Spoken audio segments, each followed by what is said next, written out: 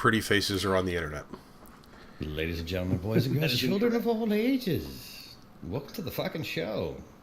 I am Man at Arms. I have returned after my brief hiatus with the God of Thunder Thor, but more on that later. With me as always, my man Fork Knife Spoon, aka Ryan, and once again to return for part 2 of whatever the fuck it was we did last time.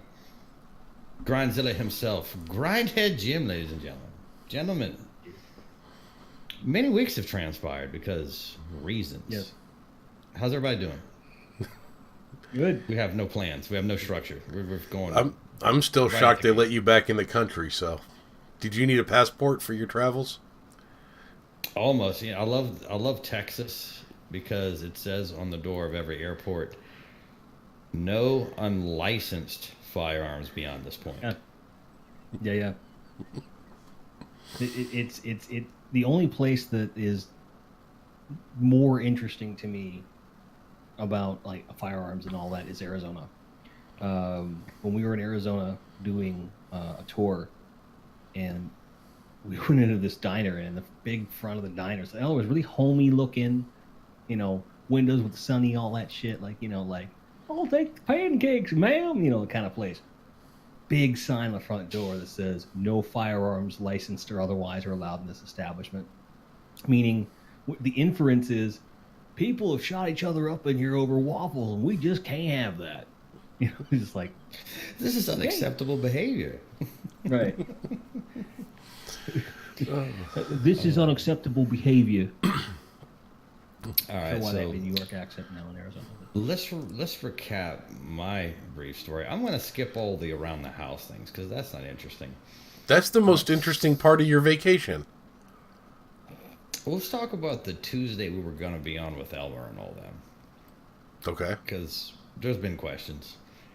So I didn't go on the air that night because I was walking through our shop at work, and one of the mechanics is using a mallet to beat apart a front-wheel drive car to get the drive shaft out. And the rubber mallet he was using split. So the head of the mallet hit me in the mouth. I didn't see the mallet, but I could see his eyes. And there was fear in those eyes. So it hit me in my jaw, which is ideal because it's really hard to break this. So any place else I'd have been like grotesquely fucked up. But I was fine, but I looked like Two-Face. I was just like... So nobody wants to see that. More than you already do? The best part of this story is, though, he calls me right after it happened, probably about a half hour after it happened. He goes, I don't know if I'm going to be on the show tonight because my lip is swelling up. And he told me the whole story. And he says, but on the brighter side, I held onto my cigarette when I landed on the ground. I would like to pretend I'm a tough guy because like I felt the blow of it, and then it's like I'm gonna go down. I mean, I've been hit hard before, so like gradually start working my way to the floor. And it's like I'm just gonna close my eyes. I'm gonna lay here in excruciating pain, and I can hear everybody talking to me, and I'm talking to them, and all of a sudden I realize I'm laying on the ground, and my cigarette is still in the air like this. But on the upside, like nobody will even like say a crossword to me at work anymore because like I saw that dude take a hammer to the face, bro. Didn't even make a noise, bro. He didn't drop his smoke. It was unreal. He just absorbed it. Like I don't want to hurt him or try to hurt him. Like I can't hurt him.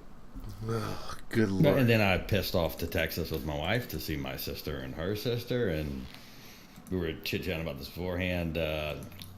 Had a few friends of the show, Cole being one of them, out in Texas that I wanted to catch up with, but fucking Texas is huge.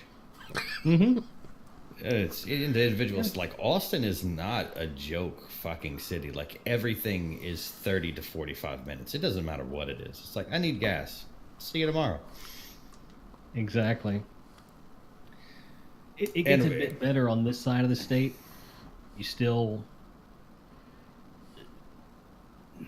because that's the arid, deserty side, whereas this is like closer to the coast and so forth. So there tends to be a bit more it's a bit easier because you've got the cities and stuff like that. So, but my first experiences in Texas were in like San Antonio and DFW, or San Antonio and Austin, and it was just like drives to everything. But Austin proper, like downtown Austin, is just a downtown area with nothing else there. And then you leave downtown, right, and like you're on the road for like a half hour before you hit. And then there's like, mountains and shit, and you're like, what? Yeah, yeah. Out here, it's just, I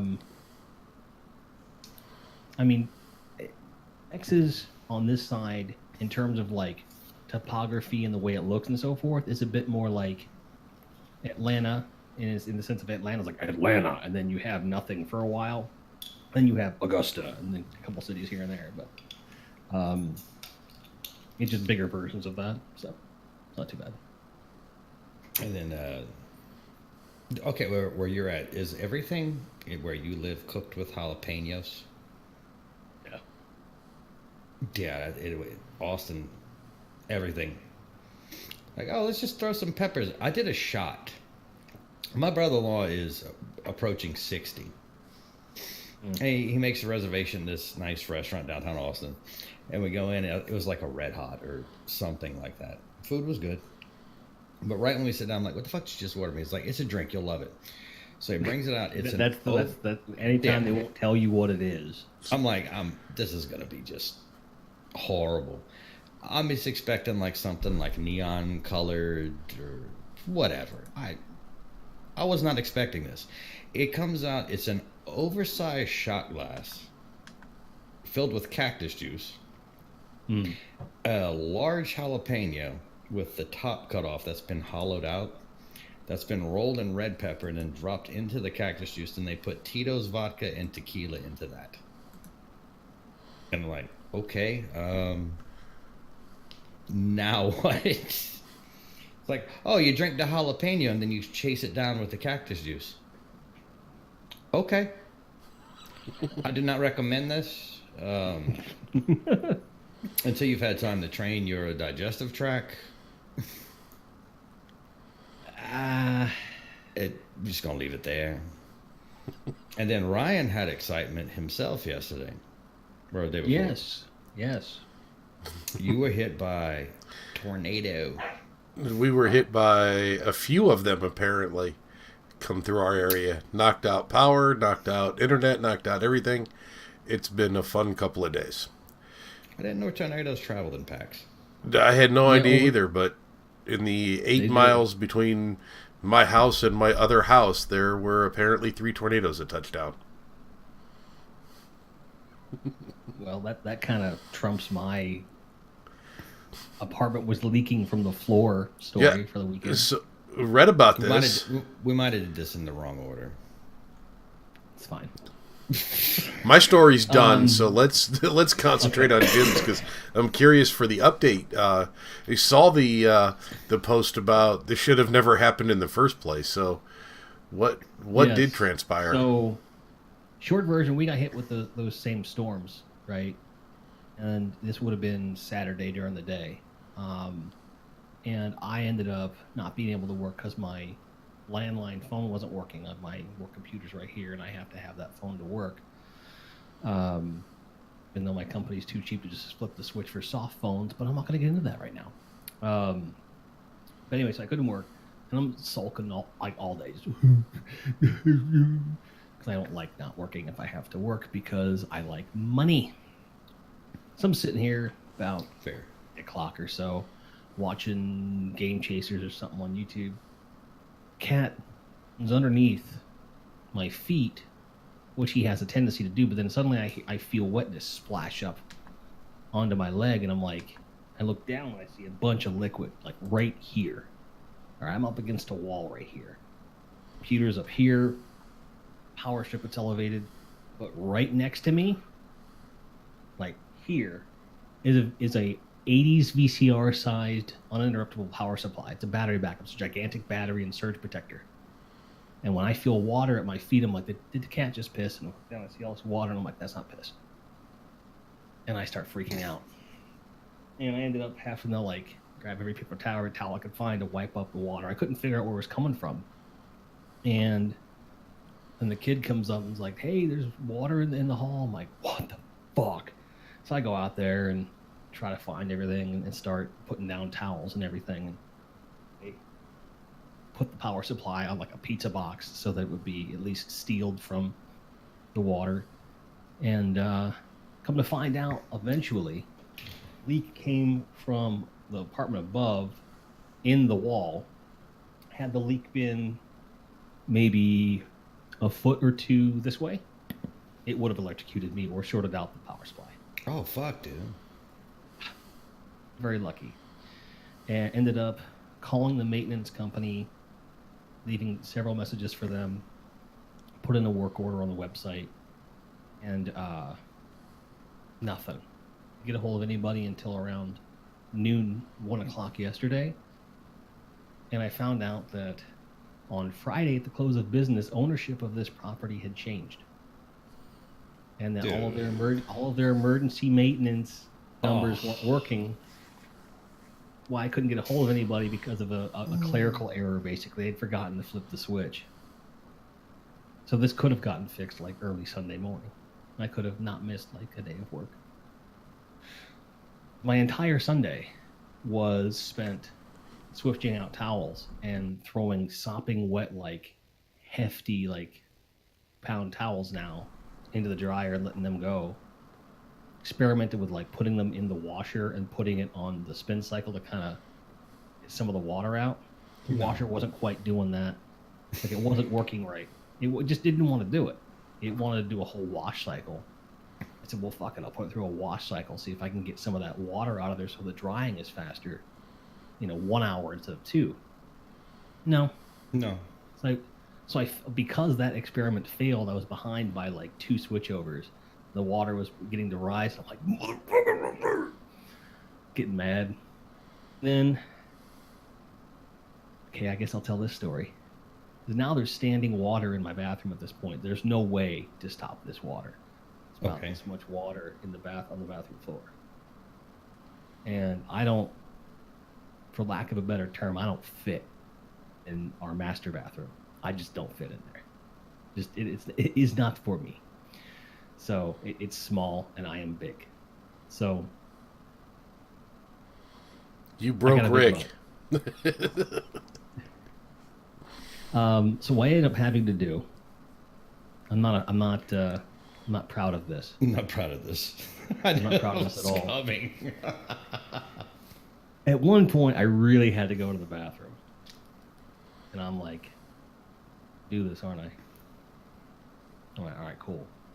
So I shut everybody into the bedroom because the lady and the kid are in there. I'm like, "Don't come out." I close the door. I go in the hallway right in front of the bathroom. Find a small dry spot, drop my shorts, carry them so I'm now from the waist down, not wearing anything, and I slop into the puddle, sit down on the toilet, do what I gotta do. Everything finished, come back out, slop, put my shorts back on, and then go back to doing what I was doing. But I had to go to the bathroom pantsless because I didn't want to drop my shorts into the water and soak them. That was ingenious, but it was embarrassing. I mean, I usually go to the bathroom pantsless, but I mean... Well, I mean, like, walking into the bathroom, usually you drop your shorts or your pants or whatever, right? No, absolutely not. Behind closed doors, but... Right. So, what Rick is saying is he'll run in from outside naked. I need to stretch first, I mean... It's a flying leap onto the toilet and shit, like, I'm coming to shit! Prepare yourself, my colon. And that's how Rick really busted his lip last week, but... Head first into the toilet. Yeah, oh! He missed, hit the bathtub. Mistakes were made.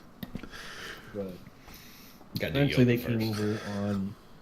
came over yesterday and found the leak, fixed it, and then came in with a hot or wet dry vac and vacuumed up most of the water. Then I spent the rest of my night washing and drying towels. So exciting. Missed 2 days of work. Missed 2 streams. It's fun. But you weren't electrocuted. There is that. And that's a thing. Oh, well, I did there was one casualty. Oh shit! Here we go. One to my knowledge. The cardboard, you know the old DVD cases that have like the cardboard with a little plastic clip on them? Yeah. I don't have many of those, but one of them is my copy of 13 Ghosts, which is one of my favorite early 2000s films. I was watching it in here one night, and the disc is still in the drive here. The case had fallen to the floor because of cat. I had left the case on the floor like a Neanderthal. That all cardboard case was ruined. So that was God's way of saying, "Fucker, don't be lazy. Pick shit up." Pretty much.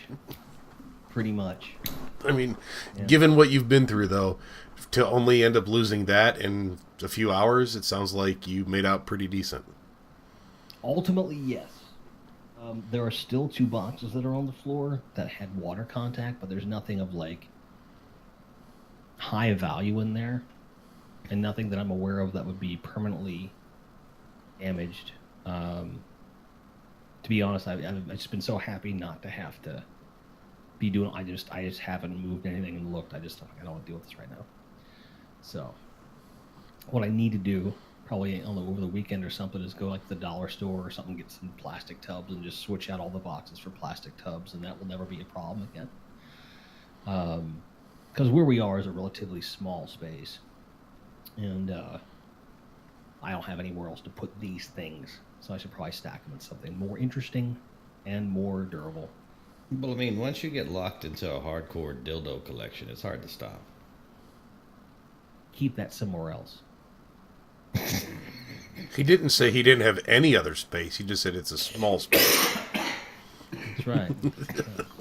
There are vibrating things in those boxes, but nothing of that particular nature. Got a couple DualShock 3s in there and so forth. And I found those just too unruly. Better to just have something with a longer shaft, triple speed. Yeah. Oh god, now that I've hacked up a lung laughing on mute, should we talk about video games? So I want to talk about something. Did I cross a line, Rick? Did I cross a line? No, it's just we're like a half hour in. And I want to talk about something that I learned. Spiraling out of control. Go ahead. Something I learned about you during the podcast last time, and then saw some follow up on some of your videos that you put out since the last time you were on the podcast. If this is about my colon, I'm going to be really pissed off. Absolutely not. No. Oh fuck. All right, video games. Yeah. You have a collection going of old time, more vintage stuff, and you started to talk about it a little bit last time. But one of the coolest treasures I think you got, and it happened right after you were on with us, because you got a Nintendo DD sent to you. You got the disk drive unit, right? Famicom disk system. Yeah. Yes.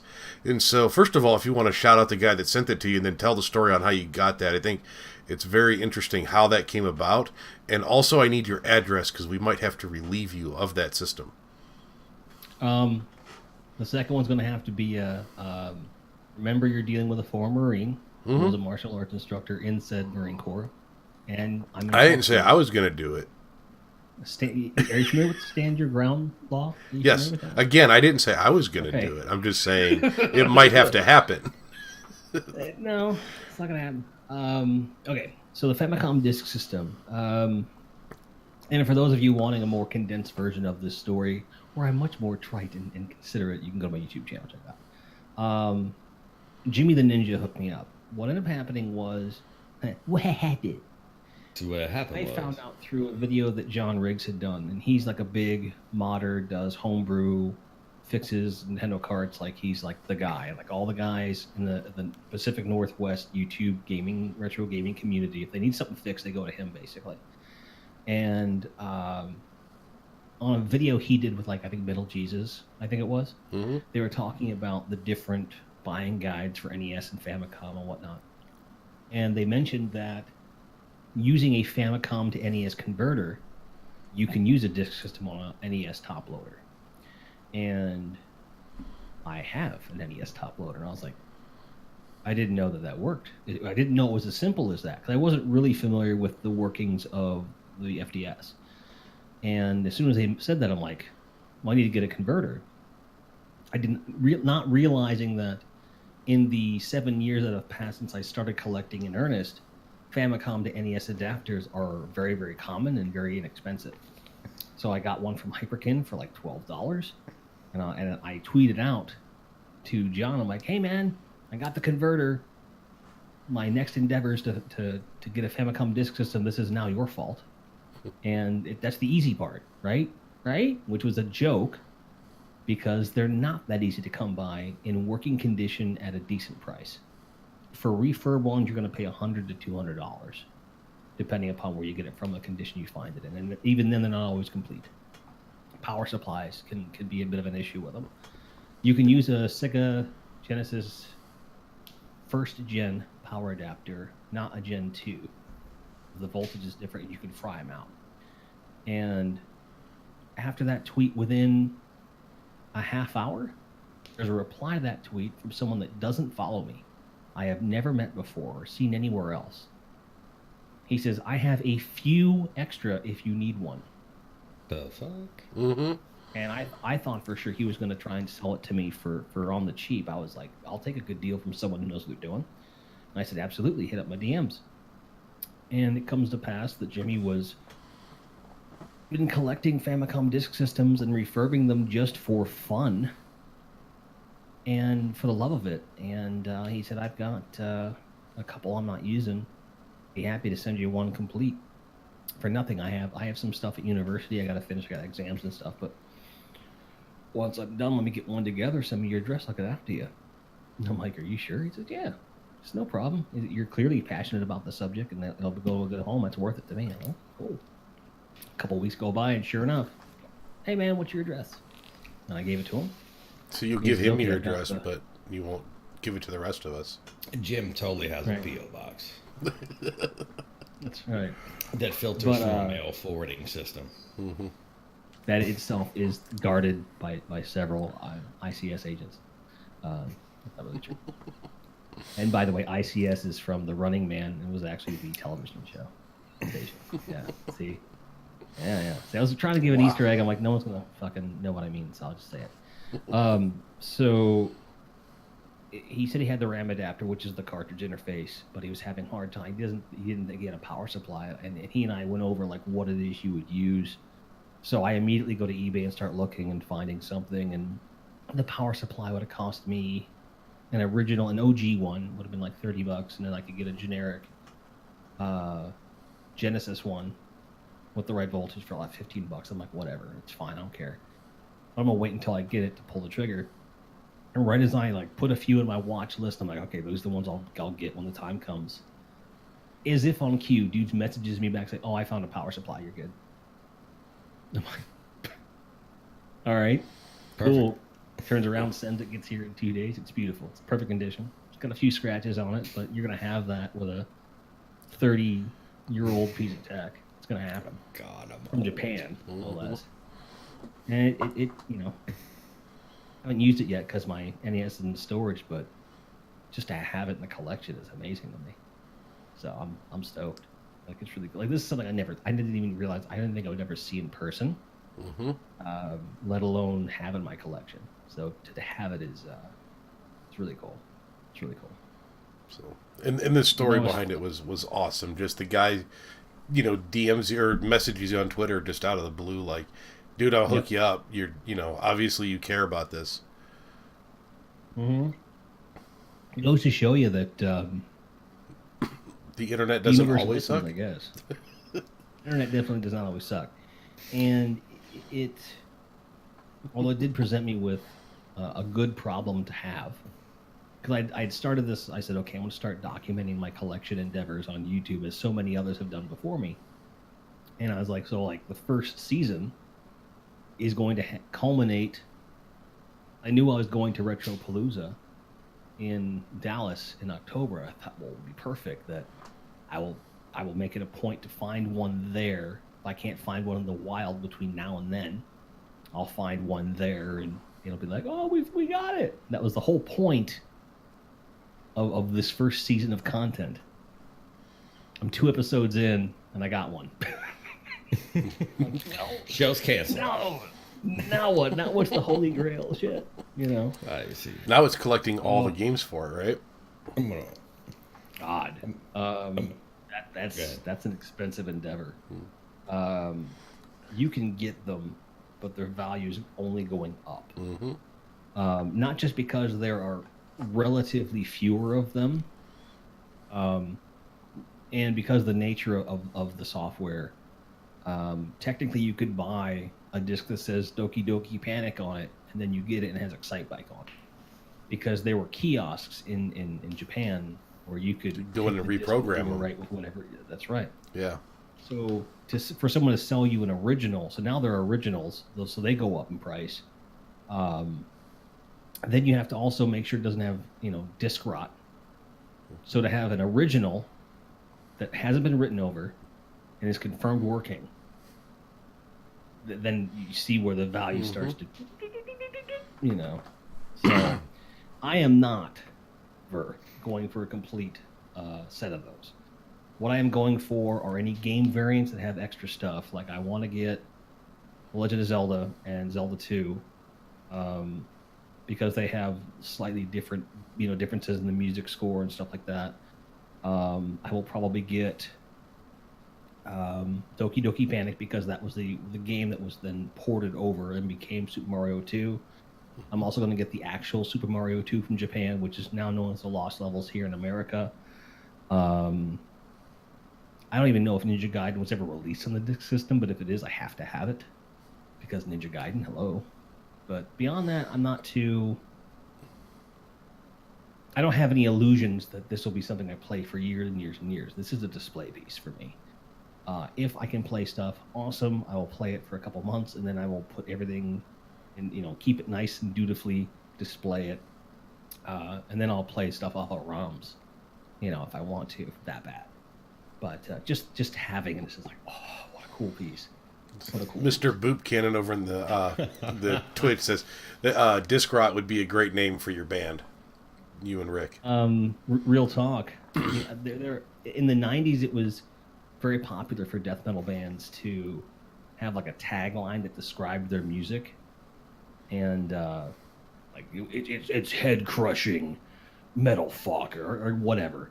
And when our Atomic band, Wastebasket, yeah, stuff like that, was a description of or it's like sludge metal or like Ritz Cracker metal, like whatever. So when we started running, we were such a bit of a throwback to the older death metal stuff with a newer spin on it. Well, the band's name's Cardiac Arrest, and first half of it makes sense. The second half, I don't understand where it came from. I didn't ask because I'm like, this doesn't make sense, and I know this guy well enough to know that if I argue with him about the illogical nature of this term, that argument's not going to go. Nope. But he called it heart-stopping death rot, and I'm like, those don't go together. But okay, it's catchy and it sounds cool. Says the guy that grew up with an English major. that makes literal no sense. Propeller-driven lion feces. I mean, fuck, yo. Massive feline shit ribbons. Yeah. Oh shit! All right, let me segue out of this. So speaking lionmuckspreader.com. Speaking of the community and Twitter, let's talk about a thing that has happened, which will segue into cross save, and Jim will continue to rant because I've planned it this way. I didn't know I planned it this way. So, if you are a Destiny player, you know that many articles this week about the reason we do not have cross save or cross play is because of Sony. We read this everywhere. Now, as of 6 or 7 a.m. this morning, I saw several people who were really upset and had a lot to say about printing some retractions, because that news may not have been 100% accurate, but I cannot confirm or deny that because I haven't been able to find shit on it. Right. But I'll say this, because I'm going to have to bow out after this because I am now ignorant. If Bungie or whatever, if Xbox and PC go, no, you can cross save on this platform, Sony would do a 180 if that is the case. If this was not reported correctly, it just reaffirms my whole stance that most gaming periodicals are complete shit written by hacks. I'm gonna kick it over to you guys. Go. Bold statement to make that because there's one journalist that sucks that all of them do. What I would say, that side of it, I'm going to make really, really clear. It was Eurogamer that did it, that put out the article. Whether or not there's a retraction, I don't know. I didn't see a retraction in the news. So no, nothing like that. I saw people who jumped on the bandwagon and were really pissed about it, which I was as well. Kind of saying, okay, the news wasn't reported 100% accurately. They edited the article so they quoted him more directly. So it's less accusatory and more like, because it references Jason Schreier. And I have the article in front of me, and it says, quote, I heard that Bungie wanted to do character transfers for PS4, PC before Forsaken came out, but Sony wouldn't allow it. Sony is just like, we want people to associate Destiny with PS4, even if that means screwing over players. It sucks, and hopefully Bungie ends it, unquote. So he heard that. So because Jason Schreier hears a lot of things, and they later come to pass, people are like taking it as law. But the only place that really reported it initially was Eurogamer. Right. It itself was a transcription from a podcast that he did. So the source is Jason Schreier himself referencing that he heard something, which, spoilers, that's how most of his news comes. He hears it from a source. So right now, before you continue, I'm going to interrupt for a second. So yes, everything you said is correct. This was not how I was introduced to it. Right. Because I like Jason. I read a Forbes article like a day later where this is gospel. And he quoted, cited. That's what I was referring to. It's like, this is a rumor. It's like, this happened. These are facts. Well, that's the thing. That's the dude that writes articles for Forbes for Destiny, I don't know his name off the top of my head. I don't want to slander him or like smear shit on his reputation. Rick will tell you his name. My opinion of the pieces he writes, they're largely editorial. They're very biased, but they're never presented as otherwise for the most part. Like, you can tell, like, the tone in which this individual writes, like, he's giving his speculation, his interpretation of news. That's what a journalist can do, which I am too. I don't particularly like most of his perspectives on things because I'm like, he's the type of Destiny player that I tend to shy away from. He's a bit like, well, I don't like this. Well, that's cool. Don't like it. It's fine. Stop playing it. Or look at patch. If it's the same guy that I'm thinking of, it's almost, I've heard it described as almost being like for the casual player, his writing style. Yes. So, and that's not necessarily a bad thing. It's just not for you. Well, in the sense that I think that as a community, Destiny has been burned so many times by the casual perspective that, like, I just watched a video of mine a couple nights ago. I came across it accidentally, and I was like, okay, I'm curious what I had to say. And it was a Destiny 2 expectations video. It was the casual expectation. And before the release of Destiny 2, most of the mainstream media rhetoric surrounded this whole, well, Destiny 1 sucked at launch, so what do we think's going to happen here and this and that? And it basically, there was never any discussion about what had changed, how the community has grown. It was basically, here's a snapshot of what happened here. It's going to be the same thing all over again, and I'm not playing.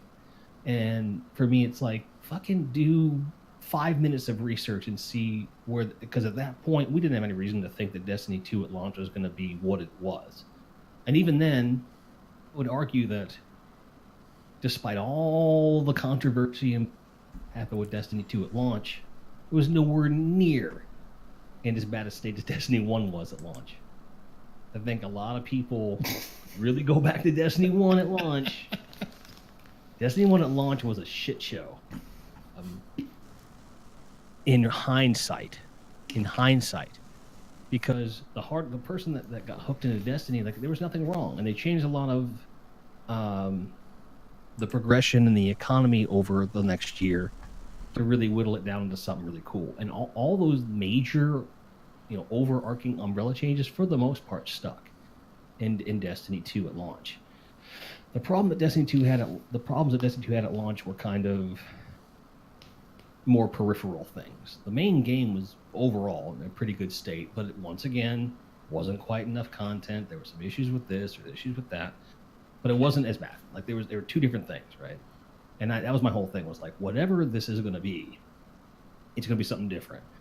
But it kind of goes back to this whole, like, a complete lack of doing the research of what had actually happened since then. Like, at that point, and that point before the Destiny 2 release, there's every reason to believe that Bungie had learned their lesson, and in some ways they definitely had.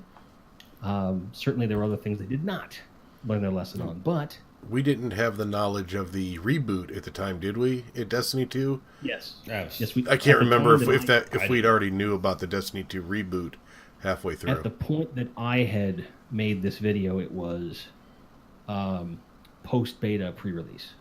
Okay. So I'd played the game, and I was just tired of the whole, like, fuck, oh my god, just shut up kind of thing. And phase of all that, I was just tired of it. And I'm still tired of, like, Destiny sucks. Like, well, fuck off. Fuck you. Don't play it. I love Destiny, and I still won't play it anywhere near as much as I used to. In fact, I haven't played it since our last conversation. 100% true. I haven't even delved into any of the new shit yet, because I want to do it, but I want to binge it. And I just don't know when. Like, it'll strike me. The mood will strike me. It just hasn't stricken me yet. I've seen you do this.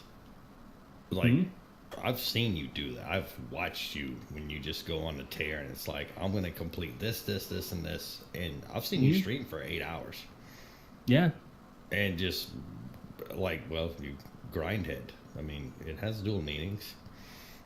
I've seen, like, the bug kitchen is just like, no, fuck this. I'm going to finish this quest. I'm going to go get this side. I'm going to grind this up. Yeah. And you go on these massive tears, bro. I do. And it's been...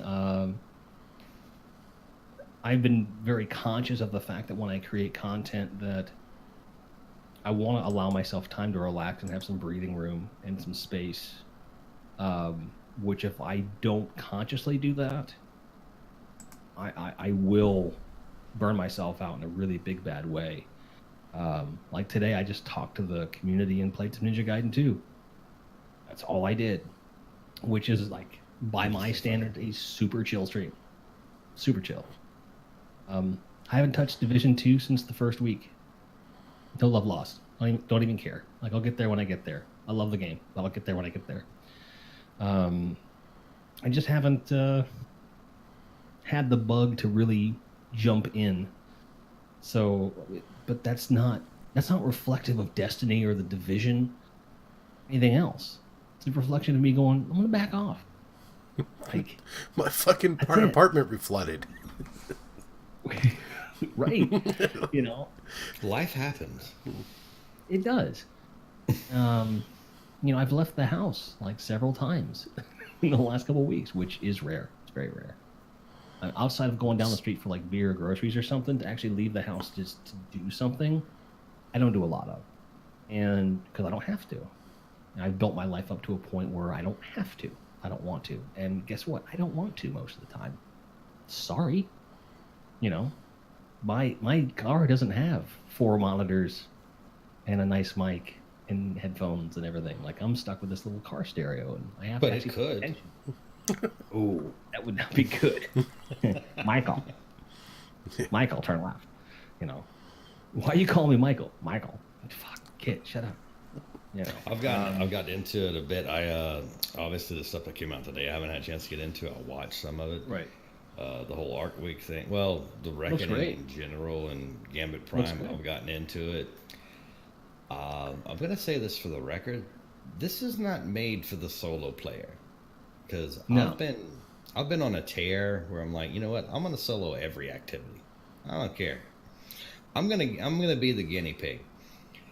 Can you do it? Yes, you can absolutely do it. I've done all the activities. I did the whole season of Forge by myself just to prove a point. Is it the best idea? No. So I don't know why I became a solo player. I'm getting ready to get out of it and start doing more with my clan because it's just like, this is way easier with friends. So if you are one of those people that wants to do certain activities and you want to do it all by yourself, you may need to reflect. Like, 'cause, communication is important in this game. Yeah, and it's something that Bungie's never been shy about in the past. They've said multiple times that it's designed to be played with people from the ground up. And and if you really want to solo play stuff, there's a shitload of content you can play by yourself. Shitload. And I think that with any new game mode comes along, I think that it's going to evolve to the point where people get to know it really well. Like in 3 months from now, like Gambit Prime, people will really start because it's still relatively new because there is still so much to do. Like not many people are like super laser focused on Gambit Prime. Very few, in fact, are. You just kind of jump into your thing and you're done. And there's nothing wrong with that, but because of that, again, I've said it last time. You have to look at Destiny 2's endgame as an entire, like it's all the endgame stuff. You can do anything you want. You no longer have to, as we had to in previous seasons, focus on like just the raid or just trials, or like you can kind of go in almost any direction you want for endgame stuff. And the solo player like may not be that interested in the, like if you're not interested in the Prime gear. A lot of people aren't. And then I don't say that as a criticism. Like, there's going to be people who are like, I just don't want that stuff. So you don't pursue it because you have no incentive to pursue it unless you want the stuff. And that's a good place to be. Whereas in previous iterations of Destiny where the only way to progress was to do these certain groups of activities, that's where like the community was all laser focused on these things. Strategies arose and like solo queue players we're told here's how you approach it, here's how it works, here's how you signal this, here's what your role is. I feel like because the community can kind of do whatever it wants, the focus is not there as it was in the past, and I think it reflects in some of the difficulties the solo queuer has. Does that make sense? Absolutely. And one thing I want to say before we get too far off the beaten path here, and maybe it'll be a tangent, maybe it won't. People were reacting to that Eurogamer article with a fervor. Like, fucking Sony. Oh, yeah. And the only new piece of information that came out of that article was that Bungie intended to do cross-save at that time. That's the only piece of information that was new. Didn't realize that Sony was stopping cross-save across every game on their platform. You've been under a rock and you're stupid. I'm sorry. It's been a point of contention for every game on the PSN since the PS4's inception. Epic forced their hand with Fortnite, forced them into this beta, and so now it may eventually come to fruition, and perhaps Bungie's inability to do it is influenced by the current exclusive content clause of their contract with Sony. I think that when the Activision contract is fully off the shelf, we may see some different things occur, but it's clear that Bungie wants to do cross-save moving forward if what we heard today is 100% accurate. So if that's the case, it's good news. There's nothing else new about that, and this enhanced vitriol for Sony over it, where were you a fucking year ago or 2 years ago when this was a hot button that everyone was talking about? Come on. Like, come on. I know everyone wants to be outraged now, but like, there's a kid with a sucking chest wound in Rwanda that will never pick up a DualShock 4. You think he cares about cross save? No, he does not. Be outraged about that. Be Yes, he outraged does. about fucking world hunger or something. Jesus Christ. Priorities in order. Fuck plastic bottles. However, I understand where the rage comes from, and no, it's like anything else. If something bothers you and you hear something recent about it, it's a natural reaction. I'm not criticizing anyone for having the criticism that they have. It's a valid complaint, for sure, and I think it needs to change. I think it needs to change with a quickness. It should already be a thing. But I don't enjoy or appreciate people treating this particular article like it is a new thing, because it's not at all. I chuckled when everybody accidentally got the wave splitter from Zur. I chuckled. And by the time I read it, it was already, fixed and blocked. Right. All I had, but Does laughed. that not give you the impression that switch is already flipped in some way? You know what I mean? It's very Like obvious maybe- that code is written, that service is there ready to go, and they're just waiting for the okay. Yeah. What was more interesting to me is they hit a switch almost immediately to block non-PlayStation players from using it. Right. Like, they didn't take Yeah. a week to figure that out. Like, that happened immediately. Well, and I think ultimately, that's jeez. probably all it really is. Like, I think Bungie built it for cross-platform saves, at least. We never get cross-play. I don't care. I don't care at all. Because if you introduce cross-save as a feature, all you're doing is selling more software. And in a post-Bungie Activision split world, that's nothing but good for Bungie. People want to support Bungie in this endeavor. Cross save comes out. Buy a copy of Destiny 2, whatever version is out, for every system you own, and take advantage of it. That's how you're going to support Bungie making those kind of decisions. You don't gotta buy nothing from fucking Eververse if you don't want to. But one of the things holding me back from even buying Forsaken on PC is I'm not going through it. I'm not going to go through it. No. Fuck no. Do it. Not doing it.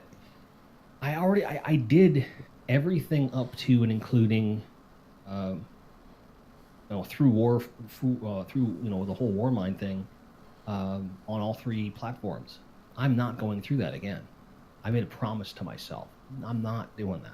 There's no benefit to me doing that. What I love the idea of, you give me an opportunity if I buy a copy of if I keep all three of these platforms relevant in terms of content, and I can play that same characters, right, across all those platforms. Sign me the fuck up. Take my money. I've already given Bungie lots of money. I think we've discussed that before. I've discussed it elsewhere, how much money I actually spent on Destiny 2. A lot. It's not an insignificant amount. And the other side of I have that a coin, clip- the other side of that coin, though, is you're going to be giving Sony extra money because the people that don't necessarily play on PlayStation are going to reactivate their PSN or their Xbox Live to be able to play with their friends on those groups too, if they can bounce from their character from Right. system. So everybody wins in that. Bungie wins. Absolutely. The platform holders all win. Sony wins, Microsoft, everybody. And that's why I think cross save's the smart business move. Cross play would be nice. I think it would introduce more problems than it would solve in terms of PvP, because the whole competitive scene goes to shit. And say what you want, there is a But- difference in controller and keyboard. yes, which is why I'm able to, as an experienced player, I can trounce mouse and keyboard players with a controller on PC consistently. So I don't give a shit. It is still about skill. Eat me. You Sorry. are a shotgun ape like me. Yeah, and I'm fucking good at it. We are different animals. Well, yeah. You know, but the whole thing, like, Thought you were an elbow ape. I'm both. No, Rick. Flying knee ape, actually.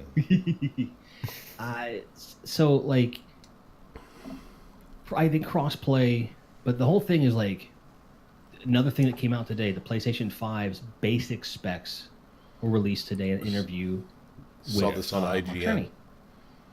Yes, and the first thing that they say out the gate, optical drive is still there, which is like, fuck yes, that means we're still going to get some physical discs for a while, which as a collector, I'm like, gimme. And also, it's immediately backwards compatible with PS4 out the box. There may be more stuff coming. Yeah, they didn't. They weren't sure about the rest of the PlayStations. Right. And I think the reason behind that, if you look at the only known PS3 emulator that's out there, is compatible with less than 40% of all the games available for the PS3. Will run properly. I would assume that Sony would be better at emulation than anybody else, but that cell processor is such a unique beast. It does things in such a different way. It's just really hard to make software that emulates that. It's such a resource hog. We'll tag Rick out of this real quick. IBM actually built that thing, right? If I remember right, wasn't it IBM that built the cell? Sony designed it. IBM, I think, had something to do with building it, fabbing it and everything. So. I'm wondering if going to IBM and saying, help us with this emulator, may not be the smart plan for Sony also.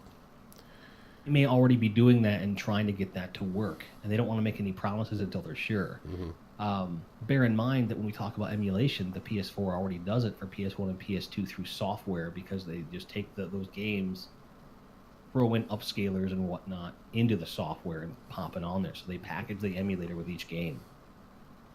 I understand why, from a business perspective, it's smarter to throw the software on there as something you can repurchase. Mm-hmm. Nintendo does it a lot. Sony does it a lot, and I'm fucking sick of it. If I have a physical game, eat me. I want to put it in there and play it. I don't want a compatibility list like Microsoft does, because that's still not right. You say backwards compatibility, it's all or nothing. If you're emulating a set number of games, you say, here are the games you can play. But you cannot use the word backwards compatibility, because it's not fucking that. It's emulation that you are enabling with a disc. And that's fine. I don't have an issue with that. But don't call it one thing and it not be everything. Can't do that. On a PS3, I can pop any PlayStation 1 disc in and it plays just fine. Period. That's backwards compatibility. That's what that is. If you want to emulate certain games because your emulator works for it, great. Not an emulator. You have to write the code so the Xbox One recognizes the discs. That's not emulation. That's adapting compatibility on a per-game basis. It's not the same thing. Now, if someone actually comes out with full backwards compatibility across the board, whoever does that first, it's going to be like, woo! With Xbox, it should be really fucking easy. Why that hasn't happened, I don't know. Because they released that, superheroes, motherfucker. Superheroes. The stated reason that it hasn't happened is because of licensing. Whether or not that's true or not, isn't that Microsoft's kind of that's their go-to point? It's licensing, music license, ownership license, all that crap. So here's how I get around that. Bitch, I own the disc. A license to play this game in perpetuity on any machine I see fit. Bite me. Is someone going to come into my house and tell me I can't play that game on an OG Xbox? Of course not. So if you just say I have a software version of the OG Xbox on here, unless the licensing doesn't account for that in some way, which I don't see why it would. Like that's what I'm saying. You just read that, didn't you? You got to give him a second. No, I see it. They have hair on face, two have hair on head, one has hair on both. Fair enough. Change the layout. I want it to be like a before and after. No, I get it. But I think the reason that the licensing is the issue is because they're going on a per game basis. If they just put out a blanket emulator and said, if you own the game, you can play it. The reason that is probably the issue the current backwards compatibility revolves around making a digital version of the game the 1-to-1 ratio of the same game, and you can download it. In other words, they have to have it digitally available for purchase for it to work. Mm-hmm. If they had a software emulator built in that required the disc and read from the disc, or you installed the disc on the machine, that would get around the licensing. I'm no expert, but I would venture to guess that would be the case, because then you couldn't redistribute it, because they have to have do you see what I'm saying? Because the whole Xbox Originals thing on the 360 was the same problem, that they were re-released because it's a re-release of, because what they're doing is saying if you own the disc, you can pop it in and play it. If you don't own the disc, you have to buy it. In other words, it's still I'm repurchasing this software situation, right? And that's what that's the problem. It's not backwards compatibility if you're using that system to sell games. I understand why they're going that way.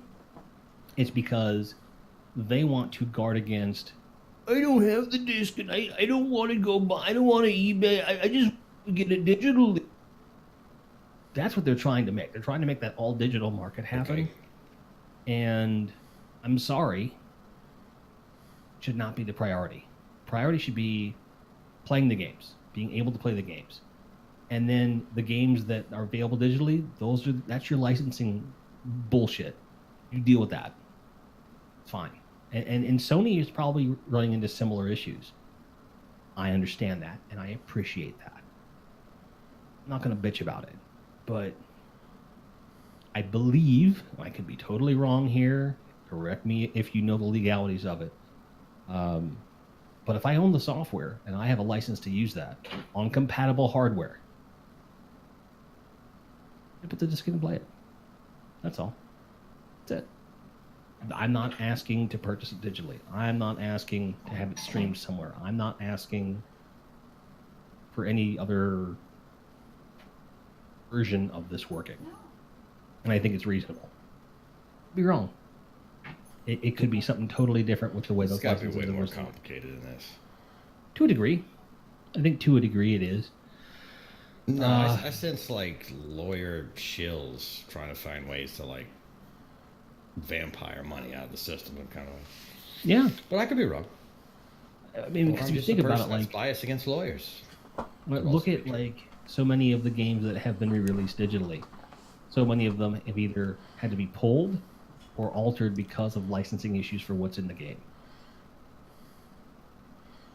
So if you take that off the table, we're not going for a re-release. If you have the disc, you can play it. If you release that, yeah, you may not make any money on software sales for those games, but tough shit. Okay? Because guess what, motherfucker? I have an original Xbox. I have an Xbox 360. I have an Xbox One. I have a PlayStation 2. I have a PS3 and I have a PS4. Worried about it. I'll hook them all up. And there's HDMI up converters for the actual system. Everyone!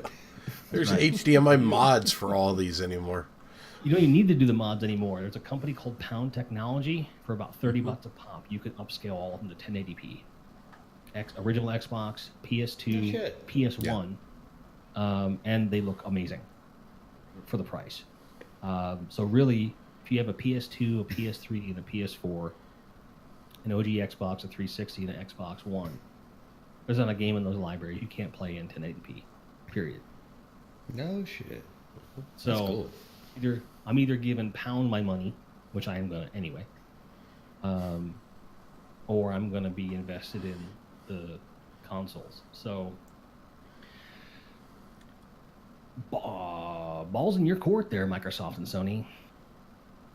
Now with the PS3, it's not a deal breaker because I know it's physically difficult to do. I totally get that. I really do.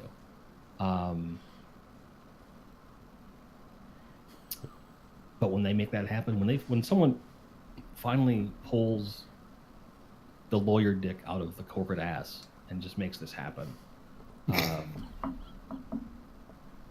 it's going to be a lot easier for everybody because there's no legal precedent for them to come after me for owning a piece of the software legally. They're legal to resell in most territories, and if I own a copy of the disc, I can play it on compatible hardware. Just make the hardware compatible and get the fuck. Girl. So well then. Yeah. All right. Any other I topic? mean, I related. Go ahead. No, I was going to say any other topic that you want to bring up? I mean, I have nothing. Nothing. You have a nice blue shirt on. I'm going blue lately. I don't know why. You know, It's a thing that's happening. election's coming up. I get it. I quit. I can't remember what color. Where? No, I got nothing. How little I left pay hook. attention to any of that. I know. I get it. Fine. There's a reason California is all the way to the left on the map. That's the only thing I can never remember. Yeah, it is. I had to think for a Deep, deep as. Wow. Ryan, you have anything else? No, I'm I don't even good. know what the fuck just happened, but this is fine. This is why we do this. We talked hardware. Yeah. I mean, it was going to happen one day. I There's preempted a it. reason I have an endpoint. The whole reason I made that point in the first place. The whole reason I brought the PS5. Whole reason I brought it up is Oh, yeah, because we were talking about it. we talked about PvP crossplay. If the PS5 is able to do its 4 Pro type stuff and get Destiny 2 to 60 frames per second, they can get Destiny to 60 frames per second. Crossplay becomes less of an issue because the frame rate then becomes universal across the board. So anything above 60 frames is nice, not that big of a deal, unless you're like only sniping. Even then, meh. So the PS5 does bring some interesting points because at that point, when the PS5 comes out, they should make 60 frames the bare bones standard. If they do that at 1080p 60 frames bare bones standard, everything moving forward should be, a lot of the arguments go out the window in terms of what platform you want to play on, in terms of what's going to be fair, things like that. And I think it's going to be an interesting time. It'll be the first generation where, for a baseline, the platform is going to be a lot more unified. I think that most people are less interested in 4K than they are frame rate. However, the console developers in particular definitely understand that the mainstream audience wants to hear numbers that are impressive because it can do 8K. No one cares. Literally no one cares. 8K is a pie in the sky. I'm sorry. No human eye can discern it. I don't give a fuck. 8K is just a fancy term for artificial frame rate. All it is, because there's more pixels. And all you're doing is putting more tax on your CPU and GPU for nothing other than to put that number on a fucking piece of paper, suck my dick. You want to do true 4K? Fine. Just give me 60 frames per second and get the fuck out of my face. No one Again, cares. I'm okay with everything you just said. Yeah. Again, man, that's why we aren't disagreeing a lot tonight. This is the problem. Do I need to leave? No, but I need to pee soon Okay. because I'm old.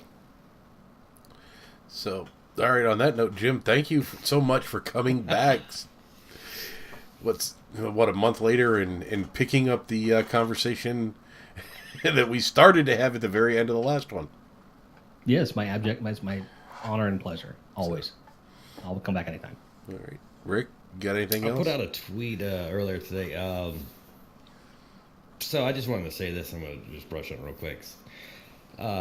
Getting guests on is not hard, but we've always tried to just have people on that, some people are big time gamers. Some people we don't even know when we come on.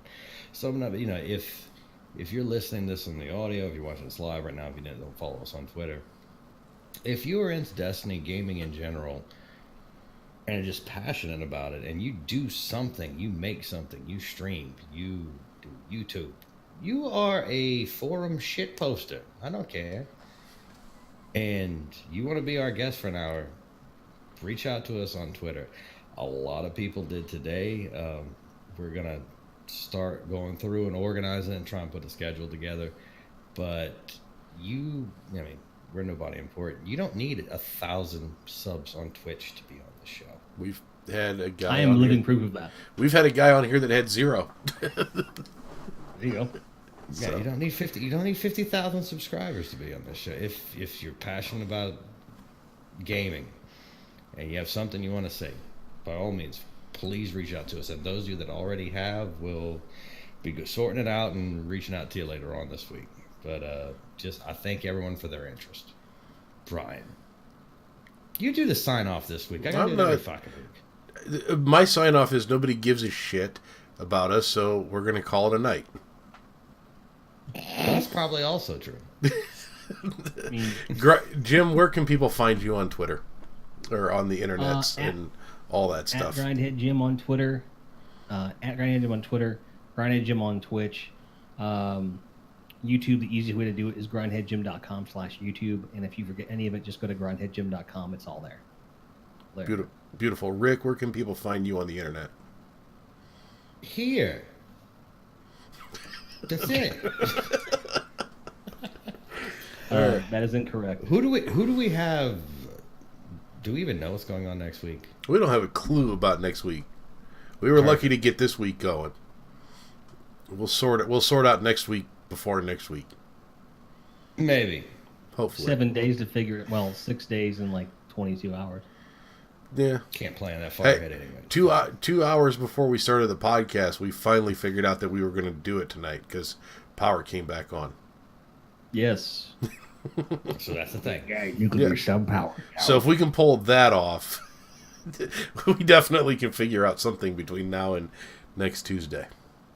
Exactly. All right. On that note, we're going to go ahead and call it a night. Thank you, everybody, for coming on, and everybody else who's watching this piece of shit. Yeah. Yes, folks.